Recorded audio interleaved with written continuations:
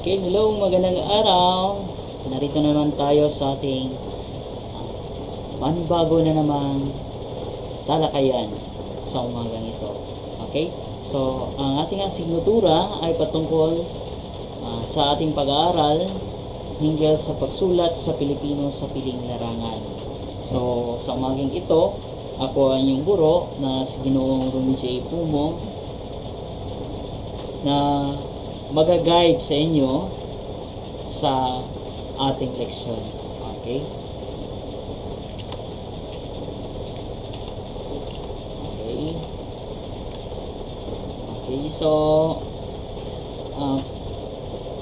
ang pagsulat sa Pilipino sa piling larangan academic, ito ay isang asignatura sa Pilipino. Kinakailangan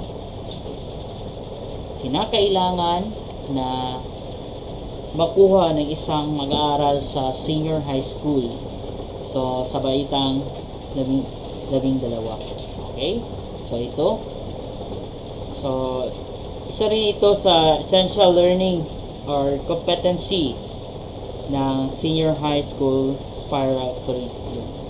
Okay? So, dito sa Southern Mindanao Computer College, so, ito ang isa sa mga offer na mga course subjects ng ating paaralan. Okay? So, nandito na naman tayo sa mga nilalaman. So, first, ang unang nilalaman ng ating aklat o ng ating module, ang unang tatalakayin natin ay hinggil sa katuturan, layunin at kahalagahan ng pagsulat. Okay, dadako na tayo. Para saan ba ang module na ito? Ang module na ito ay tungkol sa kahalagahan ng pagsulat at ang akademikong pagsulat na inihanda para sa pag-aaral ng Pilipino dito sa unang semestre ng ika-12 baitang. Okay? Ito ay naglalayong sanayin ang mga mag-aaral sa pagsulat ng iba't ibang sulating lilinang sa mga kakayahang magpapahayag tungo sa mabisa, mapanuri at masinop na pagsusulat sa piniling larangan. Okay? So, ang module na ito ay paghahasa sa inyo sa inyong pipiliing larangan. Sa pipiliin yung kurso sa darating na mga taon. Sa darating na pagkokolohiyo niyo. Okay? Tatalakayin sa module na ito ang mga katuturan, layunin, kahalagahan, uri at gamit ng pagsulat at ng iba't ibang katangian at uri ng akademikong sulatin. Hahasain ka sa pagsusulat ng iba't ibang akademikong sulatin sa pamamagitan ng maayos na pagsunod sa mga panuntunan upang matamo ang mga kasanayang hinahangad. Okay? Sa pagsusulat natin ng mga sulatin, may mga panuntunan tayong sinusunod para maiayos ang ating pagsusulat. Okay? So, yun. Ang mga paksa, babasahin, gawain, at mga pagsasanay ay sadyang iniaangkop sa kakayahan at interes ng mga mag-aaral upang ang pagkatuto ay maging makabuluhan, napapanahon, kawili-wili, nakalilinang ng kritikal, at mapapanuri na pag-uisip. Okay? Ang module na ito ay may 3 aralin. Una, yun nga, katuturan ng layunin at kahalagaan ng pagsulat. Okay? So, ito yung mga inaasahan nating bunga pagkatapos mapag-aralan ang module na ito. Una, nabibigyang kahulugan ang akademikong pagsulat. Okay? Sa tingin nyo, ano ba ang kahulugan ng akademikong pagsulat? So, yun, malalaman natin. Pangalawa, nakikilala ang iba't ibang akademikong sulatin ayon sa una, layunin, gamit, katangian, at anyo. Okay? Paano mo matutunan? Okay? Upang makamit ang mga inaasahang gawain o gawin ang mga sumusunod. So, ito na. Magbigay ng malawak at mahabang panahon sa pagbabasa, pag-unawa at pagsusuri sa nilalaman ng mga aralin. Okay? Magbibigay ng malawak at mahabang panahon sa pagbabasa. So, bilang paghahanda, kailangang magbasa.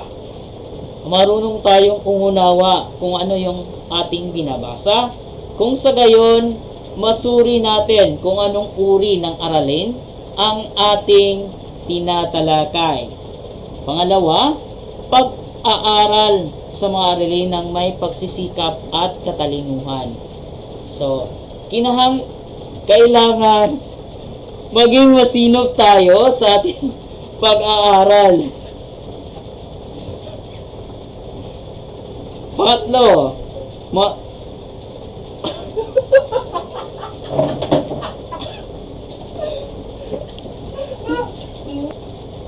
okay.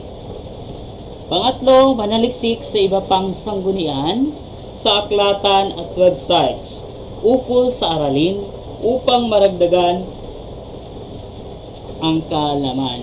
Okay, so yun. Okay, kinakailangan magsaliksik tayo ng iba pang sanggunian at aklat. Okay, so sa ngayon, sa panahong ito, mas pinadali ang ating pagpapanaliksik hinggil sa mga panibagong kaalaman. So, may tinatawag tayong mga websites. So, madali lang ang pag-search hinggil sa mga panibagong kaalaman. Okay? Pang-apat, sundin ang mga panuto at patnubay sa anumang gawain upang makuha ang akma at tumpak na sagot. Okay? Kinakailangang sundin ang mga panuto at mga patnubay nito para mas madaling makuha, mas maintindihan at mas madaling tumpak or akma ang mga sagot na inyong masasagutan. Okay?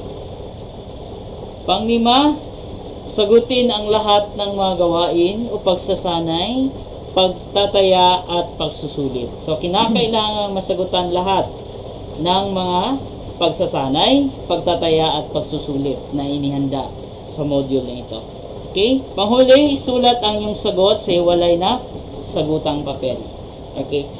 So, dito, nag-provide kami ng mga worksheet sa inyo. Okay, malalaman ninyo kung ano yung module, ano yung kaibahan ng module at kaibahan ng worksheet. So, para hindi na kayo mangangailangan pa ng hiwalayang sagutang papel, so, dyan nyo na lang isulat sa worksheet ninyo ang inyong mga sagot. Okay? So, sa ating module, may mga icon ng module tayong sinusunod. Okay? Ito, kagaya nito, ang logong ito ay nangangahulugang alamin. Ito, subukin. At ito naman, balikan. At ito, tuklasin. Ito rin, suriin. Pagyamanin, isaisip. Isagawa, tayahin, karagdagang gawain, at saka ito, susi ng pagwawasto.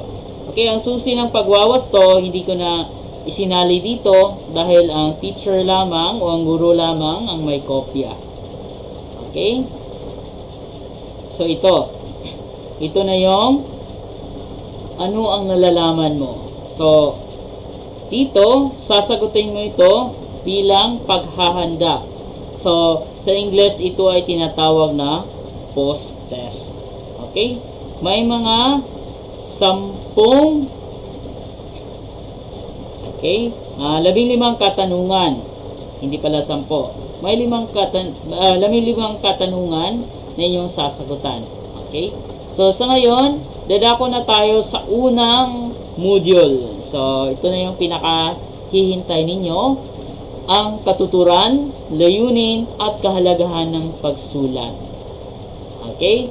Pagkatapos ng araling ito, inaasahang maisasagawa ng mga mag-aaral ang mga sumusunod. Una, nabibigyang kahulugan ang pagsusulat at akademikong pagsulat. Ano bang kahulugan ng pagsulat? Ano ba ang kahulugan ng akademikong pagsulat? Paano ba naiiba ang pagsusulat sa akademikong pagsulat? Pangalawa, nakikilala ang iba't ibang akademikong sulatin ayon sa una, layunin, gamit, katangian, at anyo. Okay, dito naman sa subukin, pagkilala sa pahayag. Suriin kung tama ang pahayag tungkol sa paksa. Okay? So ngayon, nabasa nyo na ang panuto. Ang gagawin ninyo dito sa katanungan ito, susuriin ninyo ang pahayag kung ito ay tama. So, sapat lang dito, lagyan ninyo kung tama ang pahayag na isinasa dito, lalagyan ninyo kung ng tama. Pag mali naman, mali ang ilagay ninyo. Okay? So, balikan. Ang balikan, so, may panuto. Pagsulat, sagutin ng may katotohanan, wasto, mabisa at kawili-wili ang katanungan na may kaugnay na pagsulat. So, ito yung panuto. Kailan ka pinakahuling sumulat? Okay? Anong uri ng sulatin ito? Bakit nagustuhan mo ito sulatin? Ano-ano ang kabutihang dulot sa pagsusulat? Ilahad mo ito sa kahon. So dito, may nakikita ba kayong kahon? Dito ninyo ilalagay ang sagot ninyo hinggil sa hinihinging katanungan dito sa itaas. Okay? Pagkatapos yung sagutan, may tuklasin. Okay? Dito sa tuklasin, malalaman natin dito kung ano ang kahulugan ng pagsulat. Ano kaya ang kahulugan ng pagsulat? Okay? Ayon dito, ang pagsulat ay isa sa mga makrong kasanayang dapat mahubog ng mga mag-aaral. Okay? May 4 na makrong kasanayan tayong hinuhubog. Isa na rito ay ang tinatawag na pagsusulat. Okay? Ayon kay Cecilia Ostera at 2009, may akda ng komunikasyon sa Akademikong Pilipino 2009, ang pagsulat ay isang kasanayang naglulundo ng kaisipan. So ano bang ibig sabihin na naglulundo? Naghahasa ng kaisipan at damdaming nais pahayag ng tao gamit ang pinaka-epektibong medium ng paghahatid ng mensahe. So ito yung tinatawag na wika. Ayon naman kay Edwin Mabini at sa kanyang mga kasamahan sa aklat na Transformatibong Komunikasyon sa Akademikong Pilipino noong 2012. Ito ay isang pambihirang gawaing pisikal at mental dahil sa pamamagitan nito ay naipahahayag ng tao ang nais niyang ipahayag sa pamamagitan ng paglilipat ng kaalaman sa papel o anumang kagamitang maaring pagsusulatan. Okay, sa panahon ngayon, mas madali na lamang ang pagsusulat. May tinatawag na tayo,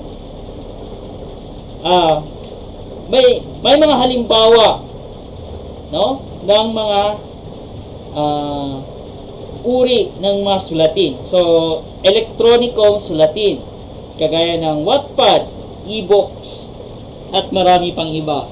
Sa pamamagitan ng pagsusulat, may isa sa titik ang nilalaman ng isipan, damdamin, paniniwala, at layunin ng tao sa tulong ng mga salita, ayos ng pangungusap sa mga talata hanggang sa mabuo ang isang akda usulatin. So, yun. So, yun ang kahulugan ng pagsulat ayon sa ating pananaliksik at ayon sa module na ito. May iba't ibang dahilan ang tao sa pagsusulat.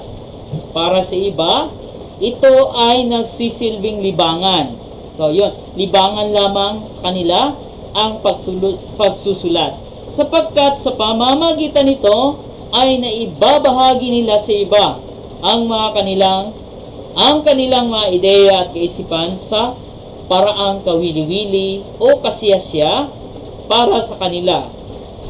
Ano man ang dahilan sa pagsusulat, ito ay nagdudulot ng malaking tulong sa nagsusulat sa mga taong nakabasa nito at maging sa lipunan sa pangkalahatan, sapagkat ang kanilang mga sinulat ay magiging dokumento ng nakalipas na pangyayari o panahon na magsisilbing tulay para sa kabatiran ng susunod pang henerasyon. So yun, ito yung mga dahilan kung bakit nagsusulat ang mga tao. Ayon kay Mabilin, 2012, ang pagsusulat ay isang pagpapahayag ng kaalamang kailanman ay hindi naglalaho sa isipan ng mga bumabasa at babasa, sapagkat ito ay maaaring magpasalin-salin sa bawat panahon. Maaaring mawala ang alaala ng sumulat, ngunit ang kaalamang kanyang ibinahagi ay mananatiling kaalaman. Okay, kaya naman sa 5 makrong kasanayang pangwika, ang pagsusulat ay isa rin sa mga dapat pagtuunan ng pansin na malinang at mahubog sa mga mag-aaral, sapagkat dito masusukat ang kanilang kahandaan at kagalingan sa iba't ibang disiplina. Okay? Sa mga makrong kasanayan tulad ng pakikinig, pagbabasa, panunood, ito yung mga makrong kasanayan, madalas ang isang individual na gumagawa nito ay kumukuha o nagdaragdag ng mga kaalaman sa kanyang isipan. Okay? So, habang pala tayo ay nakikinig, nagbabasa at nanunood, nadadagdagan ng ating kaalaman sa ating isipan. Subalit, sa pagsasalita at pagsusulat, ang taong nagsasagawa nito ay nagbabahagi ng kanyang mga kaisipan. So, yun, klarong-klaro na ang pagsasalita at pagsusulat ay nagbabahagi ng kanilang kaalaman sa ibang tao. Okay? Nalalaman tungkol sa isang tiyak na paksa sa pamamagitan ng kanyang sinabi at isinulat.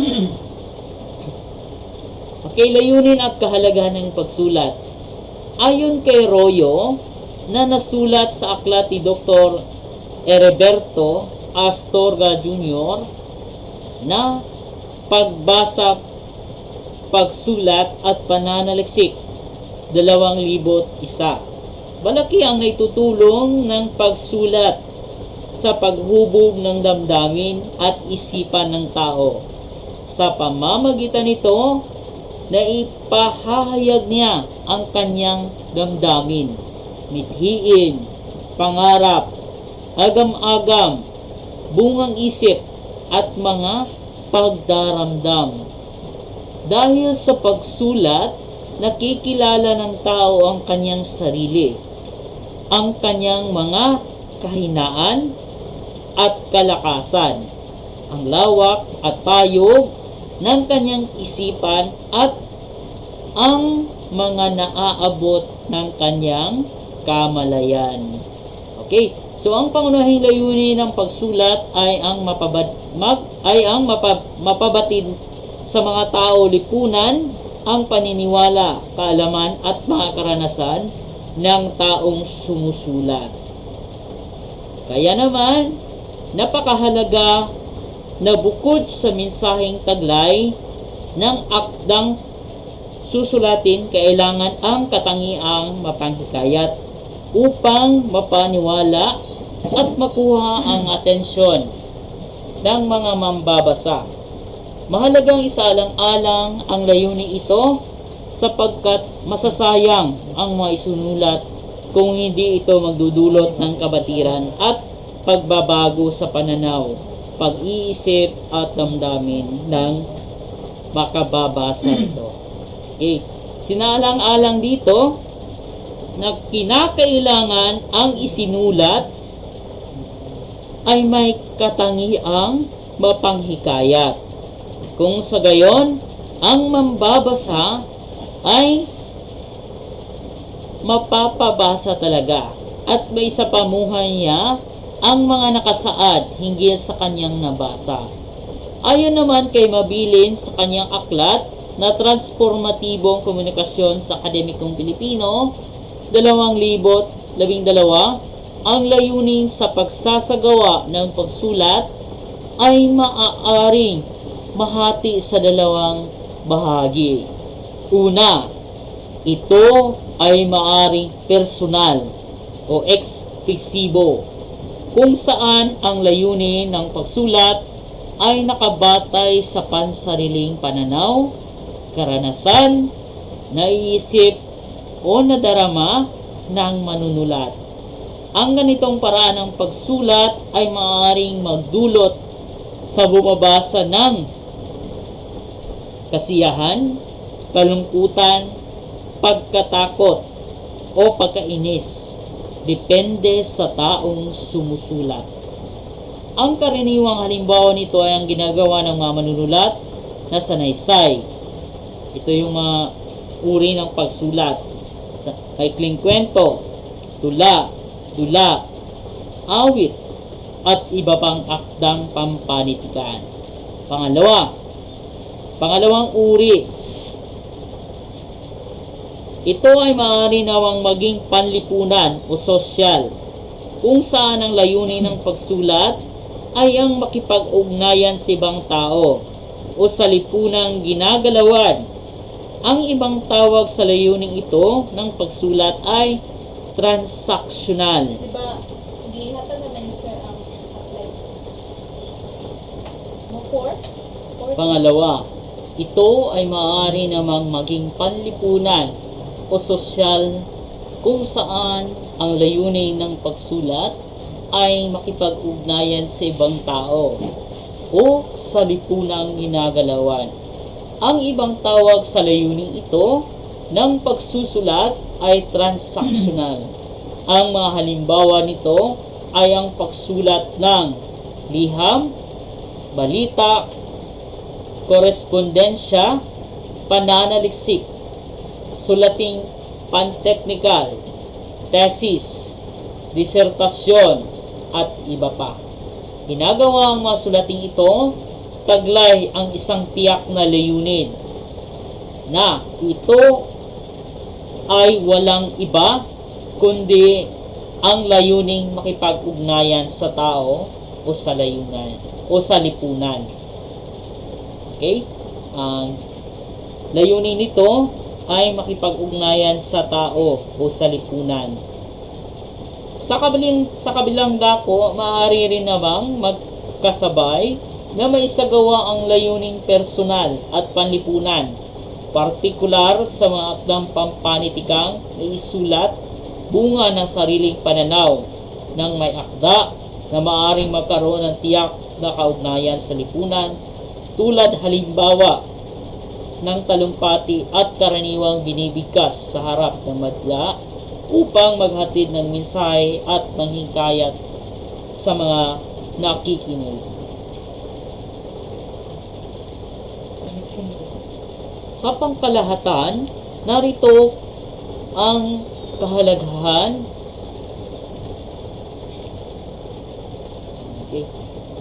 Narito ang kahalagahan o mga benepisyo na maaaring makuha sa pagsusulat.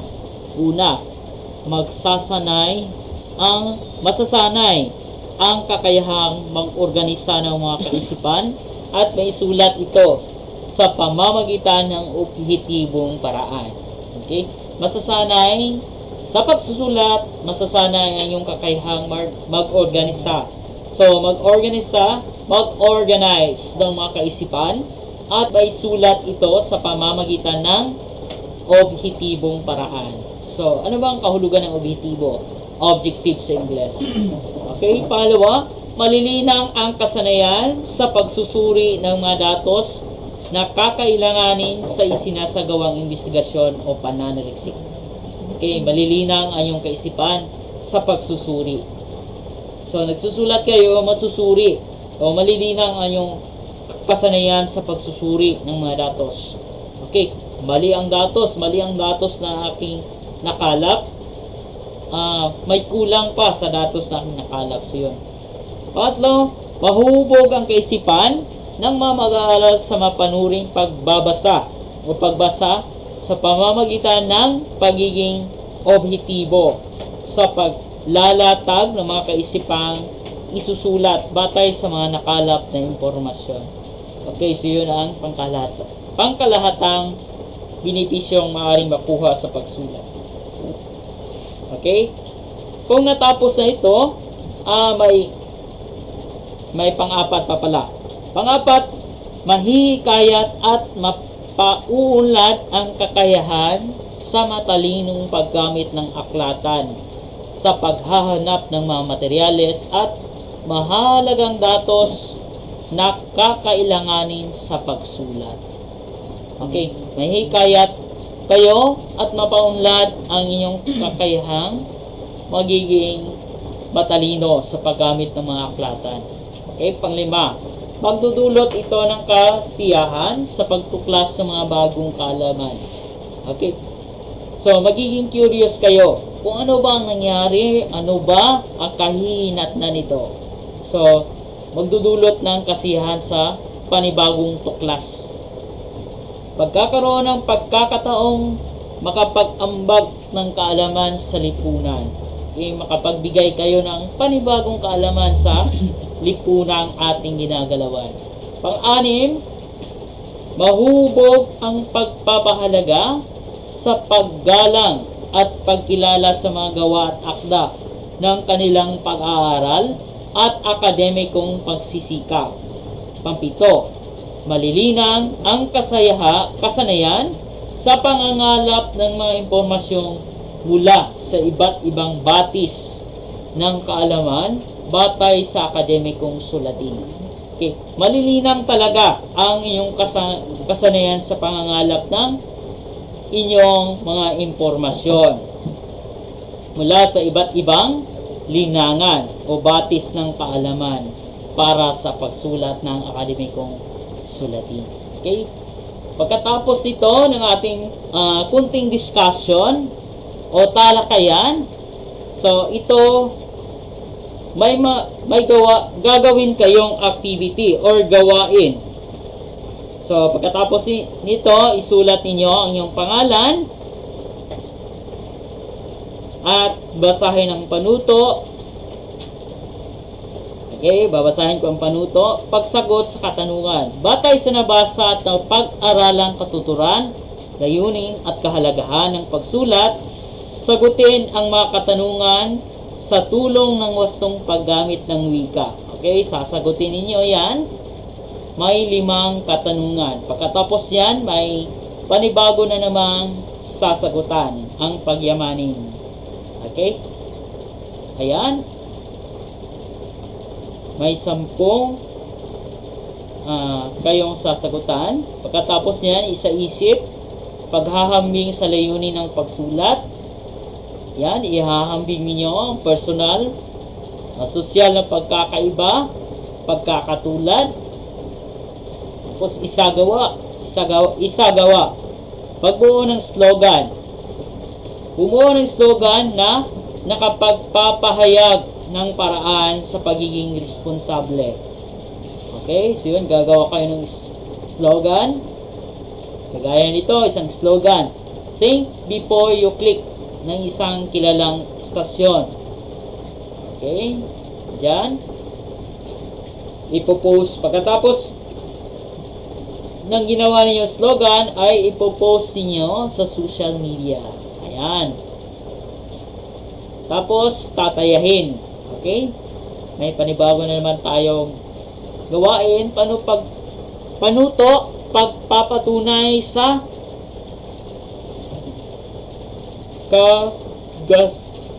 kasagutan.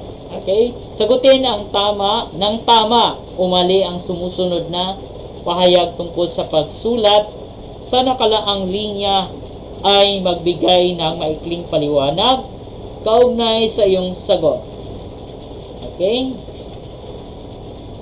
Pagkatapos yung sagutan ng tama o mali, so magpapaliwanag kayo. Ayan. Pangalawa, pangatlo. Okay. Okay. Hanggang tatlo lang. Okay? Pagkatapos ito, may panibago na naman tayong activity o sasagutan ninyo. Ito, may dalawang larawan. Ang larawang ito, ano kaya ang larawang ito? Dala ko naman tayo dito sa pangalawang larawan. Ano kaya ang larawang ito? Okay? At karagdagang gawain.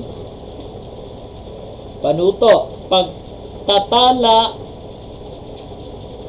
bumuo ng isang talata tungkol sa bawat larawan.